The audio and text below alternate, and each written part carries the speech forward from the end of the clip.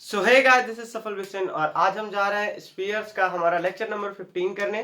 ठीक, तो आज के टॉपिक में हम बहुत ही अच्छा एक आर्टिकल कवर करने जा रहे हैं। ठीक, जिसको हम कहते हैं कोएक्सियल सिस्टम ऑफ स्पीयर्स। ठीक है ना। और इसी में हम जो है लिमिटिंग पॉइंट भी करेंगे, जो कि हमारा लास्ट आर्टिकल होगा। इसके बाद हम जो है लगातार अपने क्वेश्चंस करवाएंगे स्पीयर्स के, और स्पीयर यूनिट हमारा खत्म हो जाएगा। चलिए तो हेडिंग डालते हैं,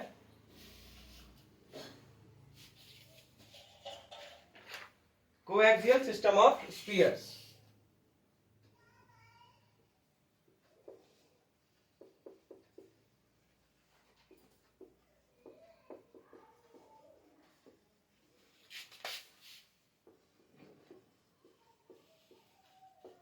ठीक, कोएक्सियल सिस्टम ऑफ स्पीयर्स। देखिए, कोएक्सियल सिस्टम ऑफ स्पीयर्स की हम पहले डेफिनेशन लिखवा देते हैं आपको। इसके बाद हम जो है आपको ज्योमेट्रिकली या फिर आपको डायग्राम की हेल्प से बताएंगे कि आपका कोएक्सियल सिस्टम ऑफ स्पीयर्स होता क्या है। ठीक,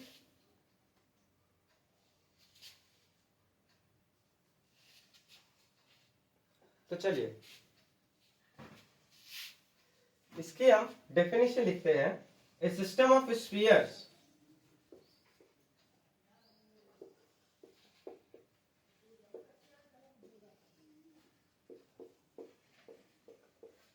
a system of spheres such that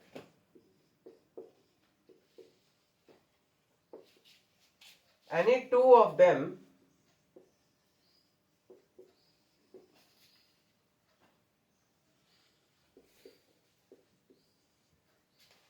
a system of spheres such that any two of them have same radical plane.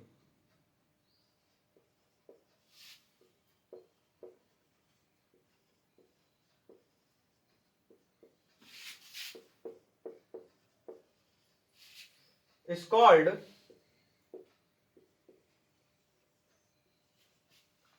coaxial system of spheres.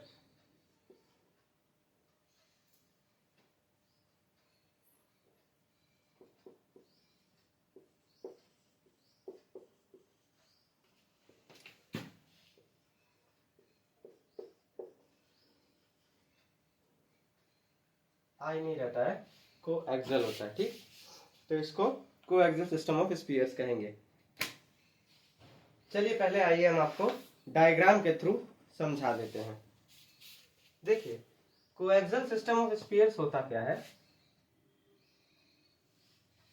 ये हमारी एक क्या है, एक्सेस है। इसको थोड़ा मैं सीधा बना देता हूं।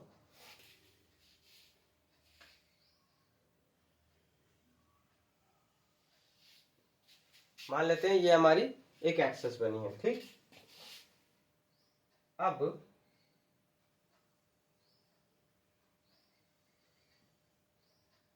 ये हमारा एक स्फीयर हमने बना दिया इस पे।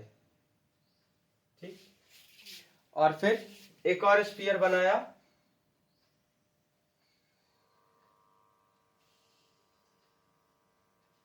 ये ठीक है, ये दो स्फीयर आपस में इंटरसेक्ट कर रहे हैं। अब देखिए, एक स्फीयर बना हमारा ये छोटा,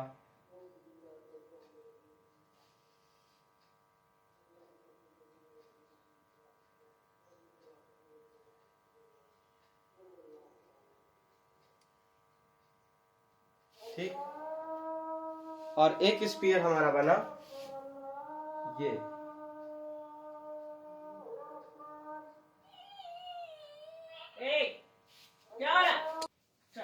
ऐसे ही हम जो है और स्फीयर्स बना लेते हैं। ठीक, मान लेते हैं जैसे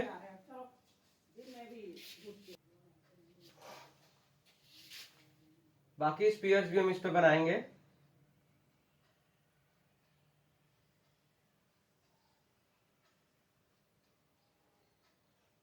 ये ठीक, और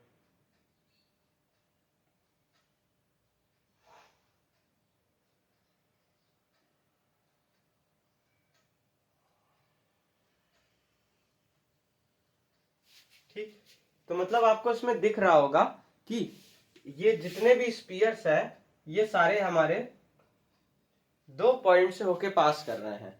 ठीक, अब इसमें देखिए कोएक्सियल सिस्टम ऑफ स्पीयर्स क्यों कहा जाता है।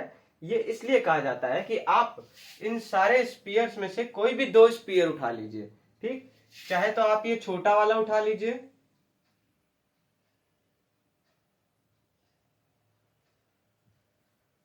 ठीक, और ये बड़ा वाला उठा लीजिए चाहे आप, ठीक है ना। इस छोटे वाले को और इस बड़े वाले को उठाइए तो देखिए इनका जो इंटरसेक्शन होगा वो इस प्लेन पे आएगा।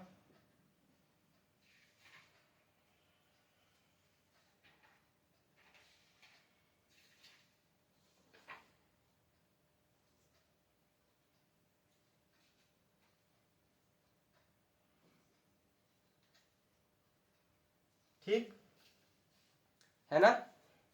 अगर आप ये बड़ा वाला और ये छोटा वाला स्फीयर लेंगे तो भी इनका इंटरसेक्शन उसी प्लेन पे आ रहा है।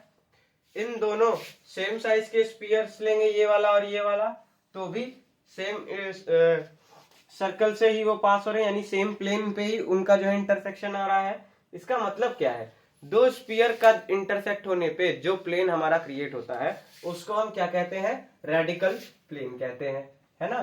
उसको हम रेडिकल प्लेन कहते हैं। और यहाँ पे कोई भी 2 स्फीयर ले लें, उनका रेडिकल प्लेन हमारा हमेशा यही आ रहा है ना।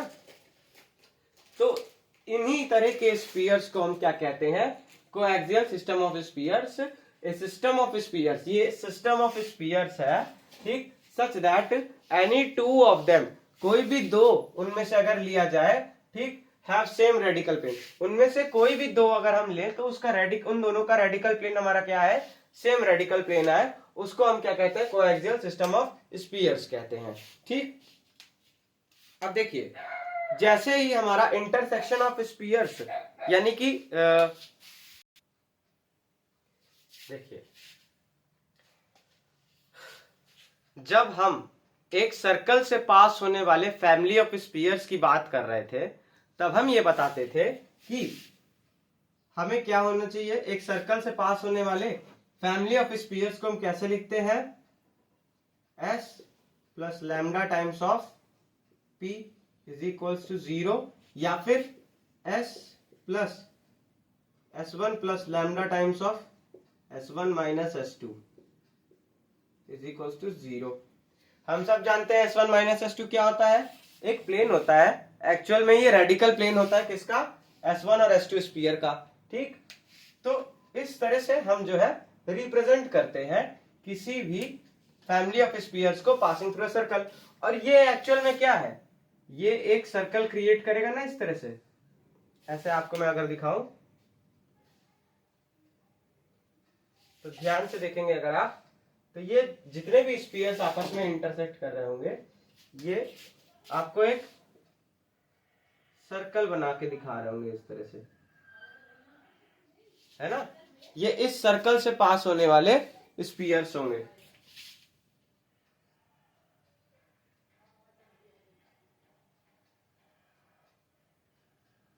ठीक, तो वही मैं कह रहा हूं कि जब ये इस सर्कल से पास होने वाले स्फीयर होंगे तो मैं आपको कॉमन चीज बता रहा हूं, एक अलग नजर, सेम चीज है, बस इसको देखने का एक अलग नजरिया है यहाँ पे। जब देखिए किसी भी सर्कल से पास होने वाले स्फीयर्स जब हम कह रहे हैं तो यहाँ पे हम सबसे पहली प्रायोरिटी दे रहे हैं सर्कल को। ठीक, तब उस केस में हम कहते हैं कि s प्लस लैम्डा पी ये क्या है, ये फैमिली ऑफ स्फीयर्स रिप्रेजेंट कर रहा है जो कि उस सर्कल से पास हो रही है। ठीक, बट यहाँ पे हम क्या करते हैं कि यहाँ पे कोएक्सियल सिस्टम ऑफ स्फीयर्स में चीज वही है। ठीक, चीज वही है बट हमने थोड़ा सा नजरिया बदला है।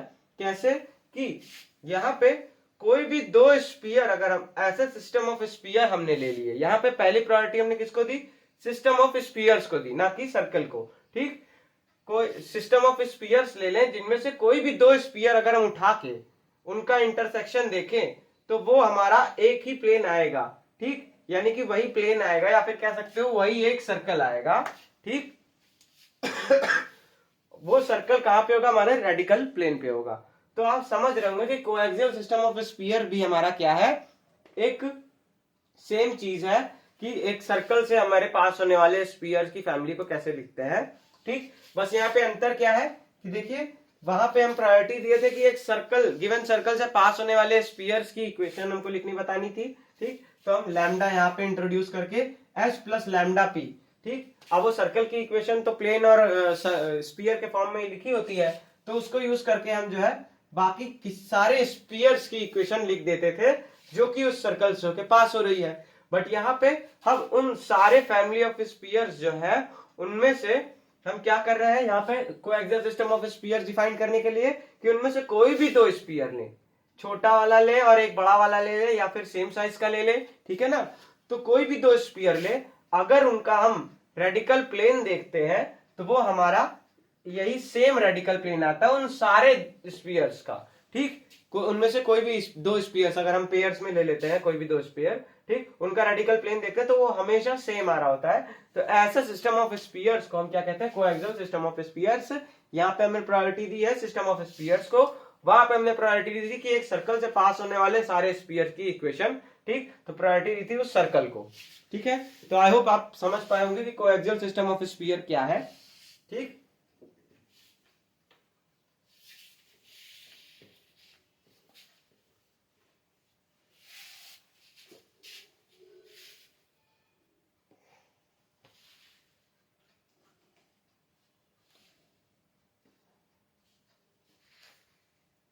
अब देखिए इसमें आपको हम थोड़ा सा जो है लिखवा देते हैं कि कंसीडर, मान लेते हैं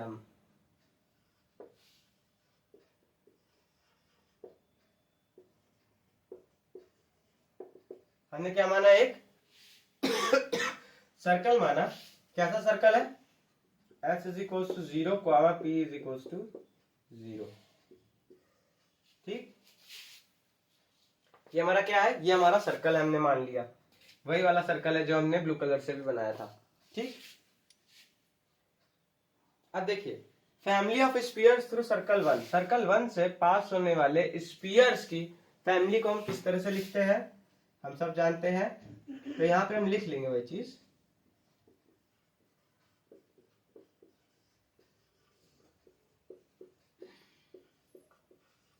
family of spheres through circle one. ठीक, वो किस तरह से लिखी जाती हैं, s plus lambda times of p is equals to 0 की तरह से वो लिखी जाती हैं। ठीक, इसको हम क्या लिख देते हैं, इक्वेशन नंबर 2। ये हमारा क्या रिप्रेजेंट कर रहा है, ये हमारा एक सर्कल को रिप्रेजेंट कर रहा है। ठीक, और जो हमारी इक्वेशन 2 है ये हमारे स्पीयर्स को रिप्रेजेंट कर रही है। ठीक, ये ढेर सारे स्पीयर्स को रिप्रेजेंट कर रही है। अब देखिए इस सर्कल से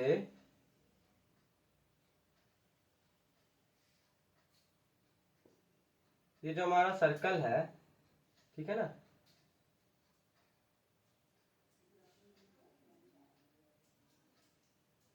इस सर्कल से पास होने वाले, ये सर्कल नहीं बना है, इस सर्कल से पास होने वाले, अरे स्पीयर थोड़ा सा ओवल टाइप का बन गया। ठीक, इस सर्कल से पास होने वाले स्पीयर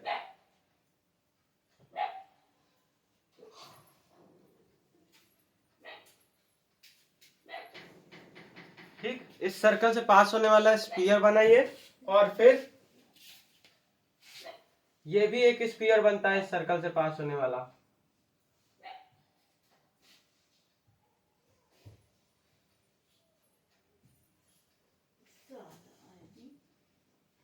ये दो स्पीयर हमारे हैं जो कि इस सेम सर्कल से पास हो रहे हैं। ठीक, ये चीज आपको दिख रही होगी यहाँ पे। अब इसमें ध्यान से देखिए ये दोनों स्पीयर्स हमारे इस सर्कल से होकर पास हो रहे हैं। ठीक, देखिए इस सर्कल से पास होने वाले हर स्पीयर की इक्वेशन इस फॉर्म में हम लिख सकते हैं। ठीक, यानी कि मान लेते हैं कि इस वाले स्पीयर के लिए जो हमारे लैम्डा की वैल्यू है वो हमारे लैम्डा 1 है और इस वाले स्फीयर के लिए जो हमारी लैम्डा की वैल्यू है वो है λ2, और λ1 और λ2 आपस में इक्वल नहीं है क्योंकि ये दो अलग अलग स्फीयर को रिप्रेजेंट कर रहे हैं, है ना। यानी कि λ1 की वैल्यू रख देने पे एक अलग स्फीयर की इक्वेशन आ जा रही है और λ2 की वैल्यू रख देने पे एक अलग स्फीयर की इक्वेशन आ जा रही है, ठीक। तो हम यहाँ पे क्या करते हैं, अब let s plus λ1p is equals to 0 and s plus λ2 times, ठीक। Let s plus λ1p is equals to 0, ये आपका ये वाला स्फीयर हो गया, और s plus λ2 times of p is equals to 0, ये आपका λ2 वाला स्फीयर हो गया, ठीक। ये दो अलग अलग स्फीयर हैं, यहाँ पे लिख लेंगे where λ1 is not equal to λ2, जहां पे λ1 हमारा λ2 के बराबर नहीं है, ठीक।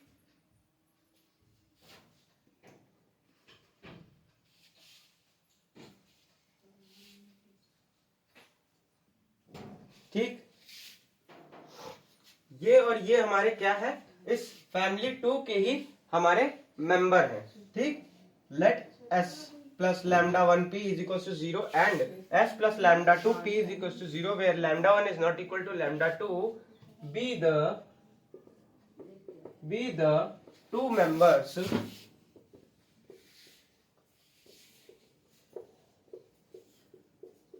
of फैमिली 2, ठीक। इस सेकेंड फैमिली के ये दो मेंबर्स हमारे आ रहे हैं, ठीक, जो कि दो स्पीयर द्वारा डिफाइन किए गए हैं। अब देखिए इन दोनों स्पीयर्स की रेडिकल प्लेन हम कैसे निकालेंगे। पहले स्पीयर की इक्वेशन माइनस दूसरी स्पीयर की इक्वेशन कर देते हैं तो हमें उनके बीच का रेडिकल प्लेन मिल जाता है ना।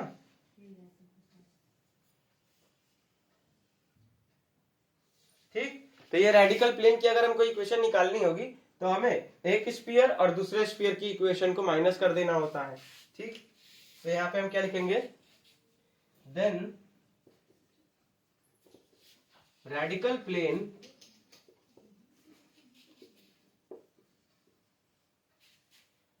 ऑफ अबव स्पीयर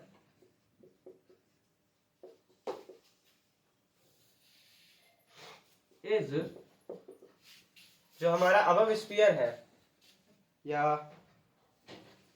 ये जो दोनों स्पीयर है हमारे, इनके रेडिकल प्लेन अगर हम लिखना चाहें तो वो हम कैसे लिखेंगे, मैं इसको ऊपर इरेज कर दे रहा हूं अब, ठीक।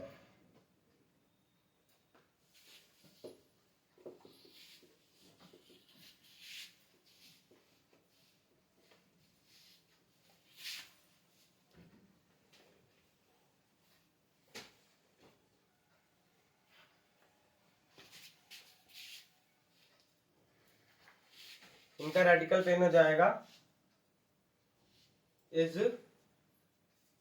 s plus λ1 times p minus s plus λ2 times p।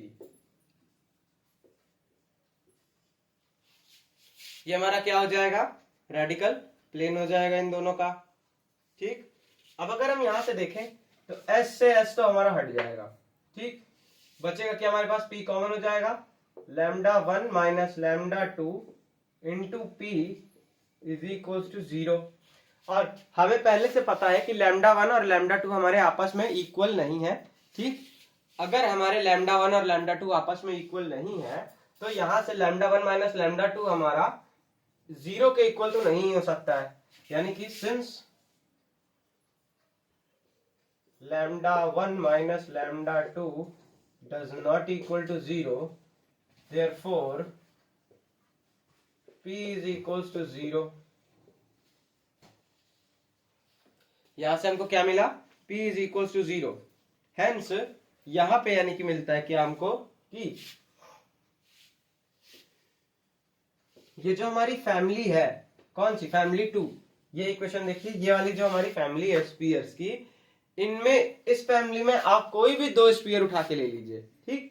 कोई भी दो स्पीयर उठा के ले लीजिए, उसका जो रेडिकल प्लेन आएगा उन दोनों स्पीयर्स का वो हमेशा p इज इक्वल टू 0 आएगा। ठीक, हमेशा जो है उनका रेडिकल प्लेन कितना आएगा, p is equal to 0। So आप यहाँ पे ये चीज लिखेंगे कि hence radical plane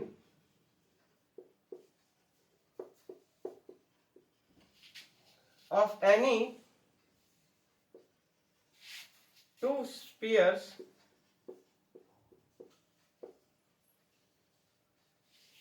of family 2 is p is equals to 0।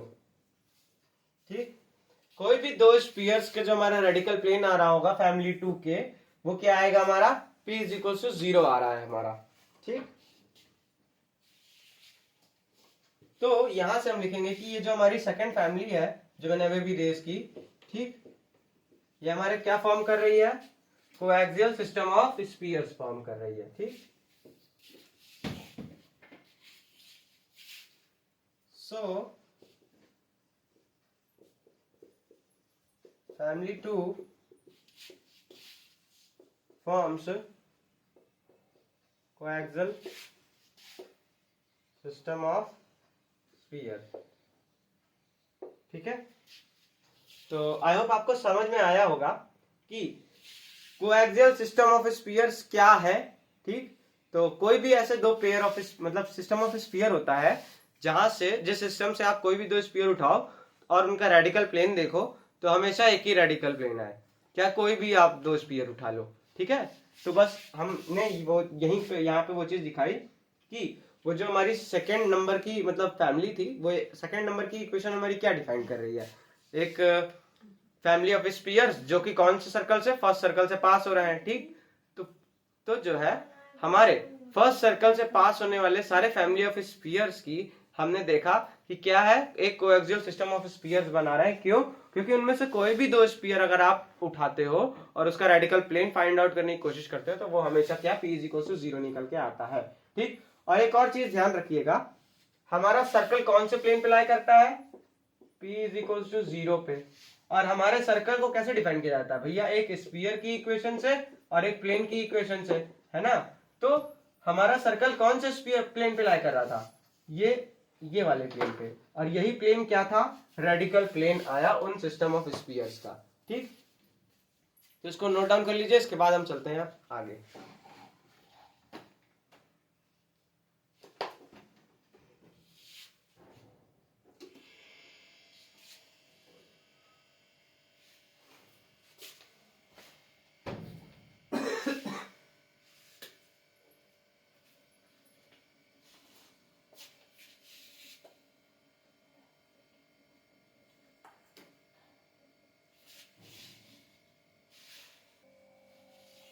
तो चलिए हम इसको मिटा दे रहे हैं और इसके बाद हम जो है एक क्वेश्चन टाइप का है उसको कंसीडर करते हैं। ठीक, आपकी एक्सरसाइज का क्वेश्चन नहीं है बट ये क्वेश्चन आपको एक बार कर लेना चाहिए क्योंकि एक्सरसाइज में आपके कोएक्सियल सिस्टम पे बेस्ड ज्यादा क्वेश्चंस नहीं है। ठीक, एक्चुअल में इसका यूज हुआ है लिमिटिंग पॉइंट में, इसलिए जो है आपको इसकी एक बेसिक अंडरस्टैंडिंग हो जाए इसके क्वेश्चंस को सॉल्व करने की, इसलिए मैं आपको ये बता रहा हूँ। ठीक, सिंपल होता है, इसमें कुछ नहीं करना होता। देखिए, या तो आपको सर्कल दिया रहेगा, है ना, या फिर आपको दो स्फीयर्स दिए रहेंगे। ठीक, बस आपको ये दिखाना होगा कि गिवन मतलब कोई फैमिली दी हुई होगी। ठीक है ना, अब वो चाहे आपकी ज्यादातर केसेस में क्या आपकी 100% वो फैमिली ऑफ स्फीयर्स ही होते हैं। ठीक, बस आपको दिखाना क्या होता है कि वो जो फैमिली ऑफ स्फीयर्स है वो क्या फॉर्म कर रही है, एक coaxial system of spheres form कर रही है, जिसका आपको रेडिकल प्लेन भी दिखाना होता है कि जो हमारा सेम रेडिकल प्लेन बार बार निकल के आ रहा है वो कौन सा रेडिकल प्लेन है। ठीक, तो चलिए मैं एक क्वेश्चन की मदद से आपको बता दूं। ठीक है, क्वेश्चन में कहता है, देखिए,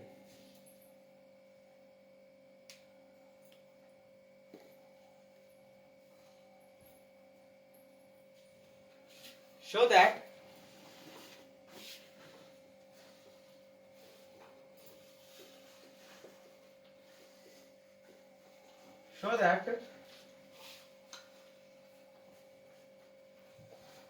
the family of a sphere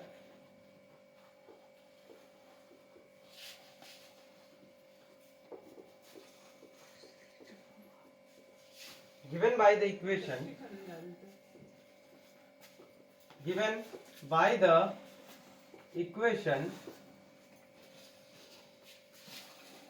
x square plus y square plus z square plus 2ux plus d is equals to 0, where